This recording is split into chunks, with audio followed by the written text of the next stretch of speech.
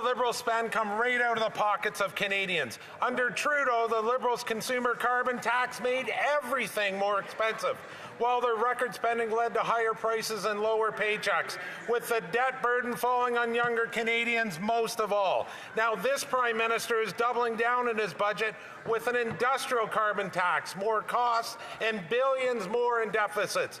Justin Trudeau already mortgaged Canadians' future. So why is this banker Prime Minister foreclosing on it? The Honourable Secretary of State for Financial Institutions. Mr. Speaker, while the party opposite is focused on their leader and what he said last week, we are laser focused on Canadians. On November 4th, we are going to table a generational budget, Mr. Speaker.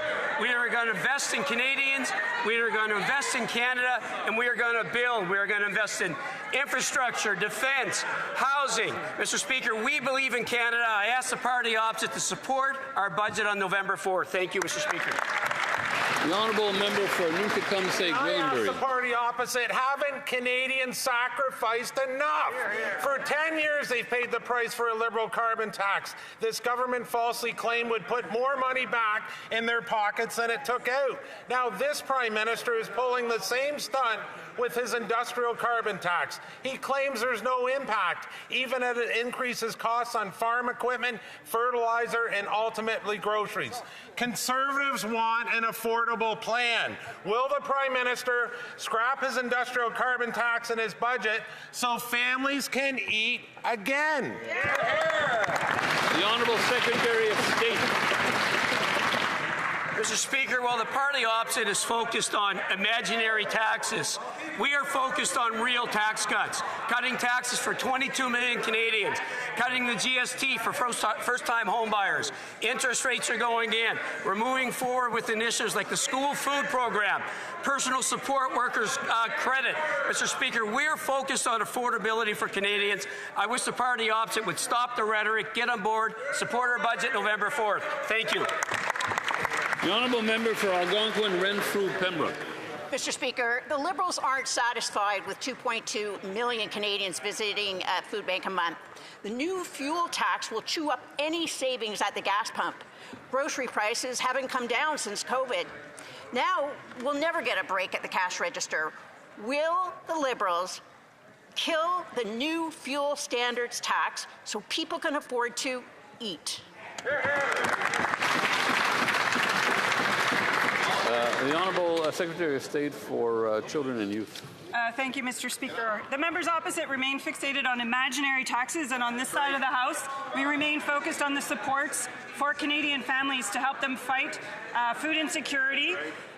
We do this with the program, for example, the National School Food Program, which we are making permanent, the disability benefit, the dental care, child care, and a national housing strategy. Time and time again, we are there for Canadian families, and members opposite vote against these investments in our communities. The Honourable Member for Algonquin, Renfrew, Pembroke. The new fuel tax will put more ethanol in your gas tank, so you'll have to visit the pumps more often. It'll also cut supply, so the fuel will cost more. When fuel goes up in price, the cost of everything goes up. The Liberals have a chance to kill the new fuel standards tax with the budget. Will the Liberals use the budget to kill the new fuel tax?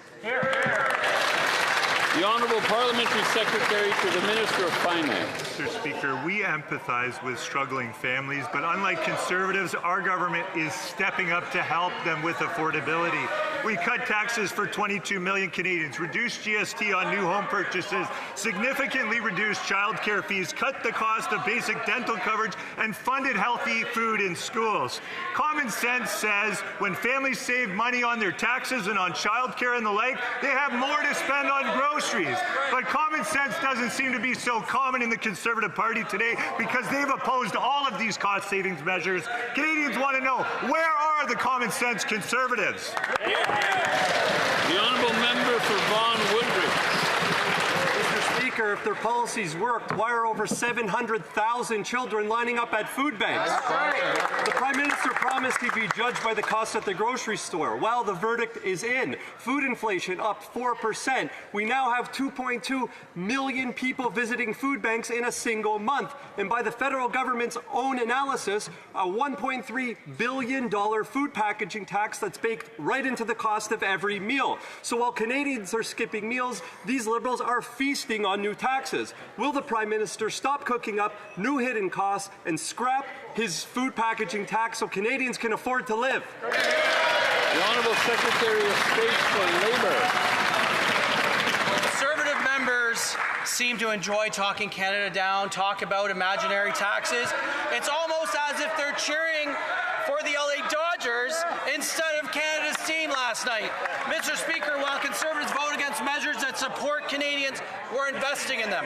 We're building major projects, building homes right across the country. Canadian steel, Canadian lumber, Canadian unionized worker. We're putting people to work, strengthening communities, building a future that Canada can be proud of. So here's my question. Will Conservatives vote for the budget, or will they trigger an next miss election? The Honourable Member for Louis Saint Laurent Akia Wenrack. The Prime Minister said he'd be judged on the price of food, and now we see the results. Grocery prices keep going up. In fact, twice as fast as inflation. That's the Liberal record after 10 years of neglect. Can the Prime Minister, in his budget, scrap the taxes that affect food and let Canadians live affordably? The Honourable Minister of Transformation. Mr. Speaker, Quebecers and Canadians judged the opposition leader and how his plan was not credible or serious. We, on this side, have a plan to grow the Canadian economy and also to make life more affordable. We're going to make the national school program permanent, and I would invite, if there's any doubt about how effective our program is, which one of his colleagues called garbage, come to my riding.